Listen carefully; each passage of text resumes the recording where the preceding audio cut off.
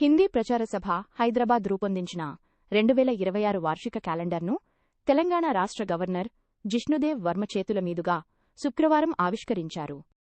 ఈ సందర్భంగా గవర్నర్ను హిందీ ప్రచార సభ ప్రతినిధులు ఘనంగా సత్కరించారు.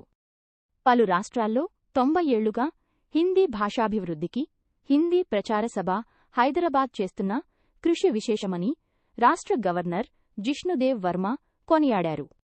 అనంతరం హిందీ ప్రచార సభ హైదరాబాద్ ప్రధాన కార్యదర్శి కేంద్ర సహకార్ ఎర్త్ అండ్ సైన్సెస్ మంత్రిత్వ శాఖల హిందీ సలహాదారుడు ఎస్. గైబువల్లి మాట్లాడుతూ తెలంగాణతో పాటు ఆంధ్రప్రదేశ్, మహారాష్ట్ర, కర్ణాటక రాష్ట్రాల్లో హిందీ భాషాభివృద్ధికి పలు కార్యక్రమాలు చేపడుతుందని వివరించారు. హిందీ కోర్సుల ద్వారా లక్షలాది మందికి హిందీ బోధించేందుకు శిక్షణ కార్యక్రమాలు చేపట్టిందని గుర్తు చేశారు. ఈ కార్యక్రమంలో గవర్నర్ కార్యాలయ లోక్ భవన్ కార్యదర్శి దానకిషోర్, హిందీ ప్రచార సభ హైదరాబాద్ న్యాయ సలహాదారుడు జె.